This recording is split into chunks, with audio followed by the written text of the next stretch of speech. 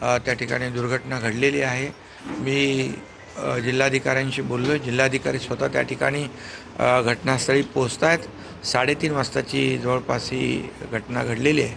घटना अतिशय दुर्दैवी आहे आणि वेदनादायी आहे।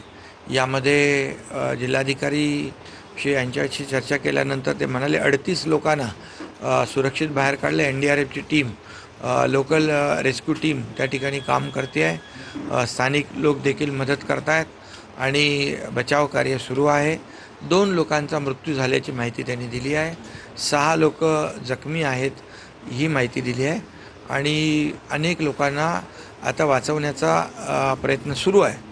त्यामुळे जे लोक जखमी आहेत त्यांच्यावर चांगले उपचार करणे, त्यांचा जीव वाचवणे आणि आणखी जे लोक त्या दुर्घटनेमध्ये आहेत, सापडलेत, त्यांना लवकरात लवकर सुरक्षित बाहेर काढणं याला प्राधान्य प्रशासन देत आहे। या पुलाचं स्ट्रक्चरल ऑडिट झालं होतं का, किंवा जी राज्यातली अशी जुनी पूल आहेत त्याचं काही स्ट्रक्चरल ऑडिट नाही? या बाबतीमध्ये आता जिल्हाधिकारी स्पॉटवर पोचत आहेत। मला सविस्तर ते सांगतीलच, परंतु हा पूल जुना होता असं ते म्हणाले।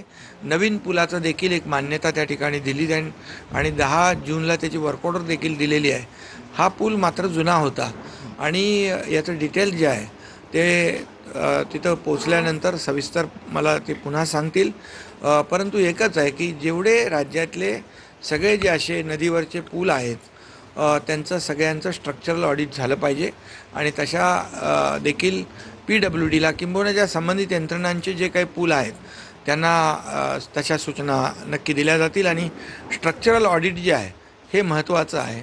आणि जसा हा पूल लोखंडी होता, जुना होता आणि आज पर्यटन स्थळ असल्यामुळे लोकांची गर्दी त्या ठिकाणी होती अशी प्राथमिक माहिती मला मिळालेली आहे। परंतु एकंदर लॉंग टर्म आपण पाहिलं तर सर्वच अशा पुलांचं स्ट्रक्चरल ऑडिट लवकरात लवकर करावं अशा प्रकारच्या सूचना देखील मी या ठिकाणी दिलेल्या आहेत।